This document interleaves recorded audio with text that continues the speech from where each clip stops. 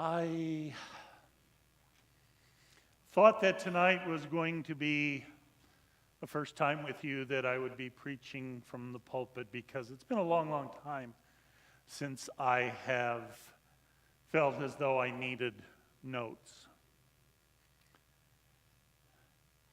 And I brought my newspaper that I was going to refer to, but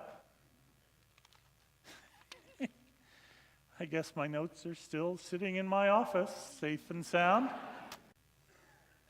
Okay, Spirit, get me through this. Many years ago, and I don't know how many of you would even remember this, there was an investment company, and their name was E.F. Hutton.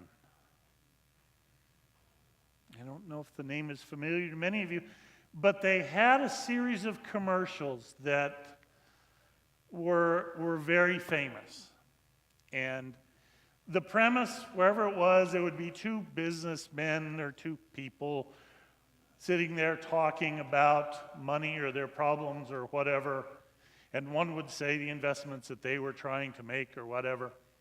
And then the other one would always say, well, my broker is E.F. Hutton. And E.F. Hutton says, and there's a pause, and the camera pulls back, and you notice that everybody in the room has stopped talking, and they're all craning their ears. They want to hear what E.F. Hutton had to say. And their slogan was, when E.F. Hutton talks, people listen. Okay. Well, my Savior is Jesus Christ. And G.F. Christ. And Jesus Christ says, when Jesus Christ talks, do people listen? I don't know. The gospel tonight, I think, is about investments. We've heard the gospel about the talents many, many times. And probably many, many times we've been challenged to look at it in terms of our own talents, our own gifts, our own abilities. Okay? I don't want to go there. A talent, as Jesus told the story, was a unit of money, of wealth, and of weight. It's estimated that a talent, one talent, was worth about $360,000. 6,000 days' wages. So we're not talking about just a few bucks here. The master called his servants in and said, I'm going away for a while. I'm going to put you in charge of some of my property. Invest it well. Notice, he still said, this is my property. He didn't say, I'm giving this to you and you do whatever you want with it.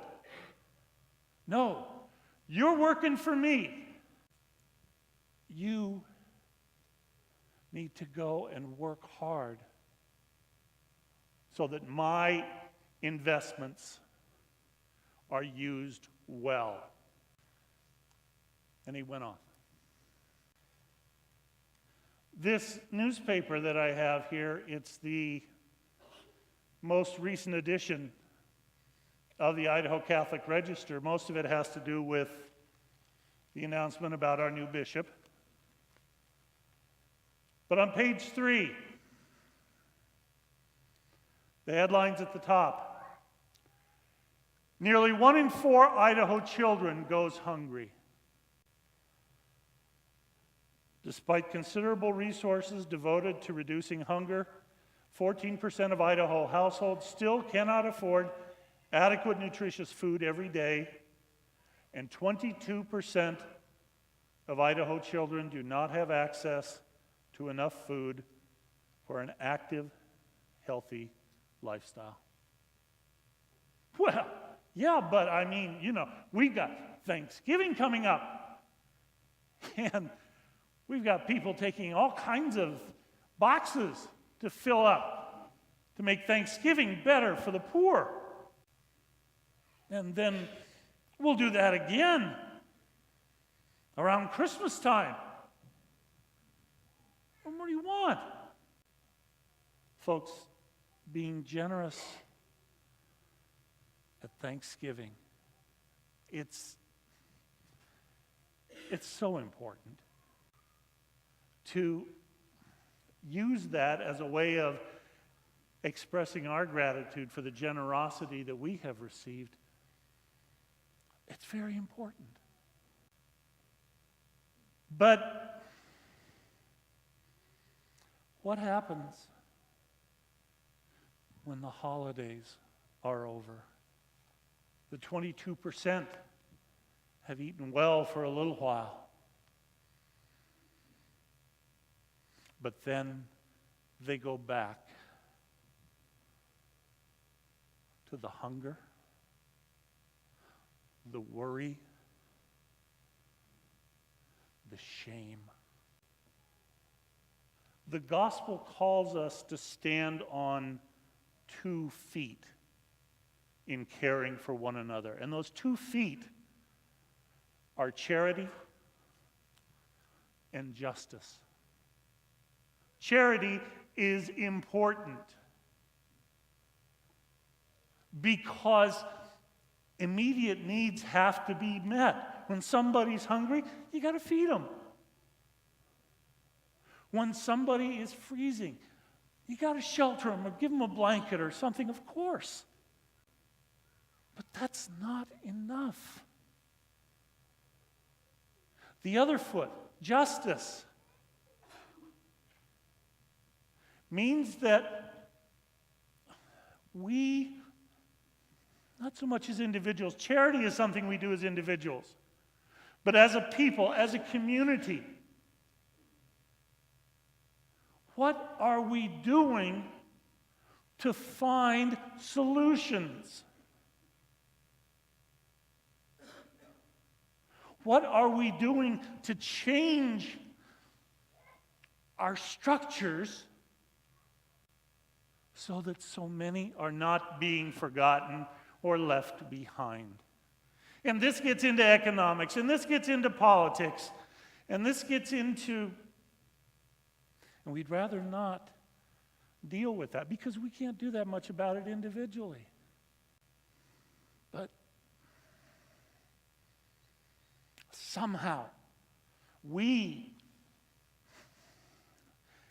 as a state, as a community, as a church, as a nation, as a world community, we have got to care that so many people are starving, so many people are being killed by war and violence and drugs and all of these things. And there are some people who are trying to invest their time, their efforts, trying to make a difference, but not enough. Those who have the power, the authority,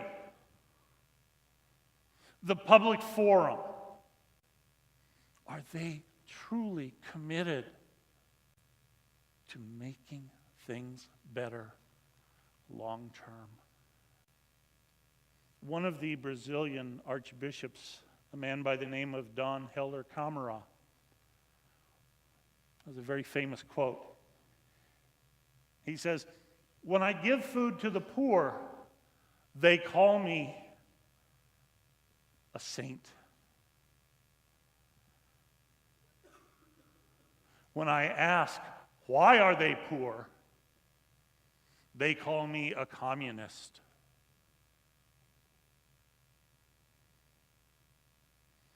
And isn't it interesting? Isn't it amazing? Once we're able to slap a label on somebody, then we can just blow them off. Pope Francis is trying to raise awareness in our world of the incredible inequalities and the incredible suffering that so many are going through. And those who oppose him for whatever reason, they've been very quick to say, oh, he's a communist. Therefore, we don't have to listen to anything he has to say. And we're not investing the master's property that has been entrusted to us for the benefit of those who are most in need. Pope Francis had an amazing expression that he used recently.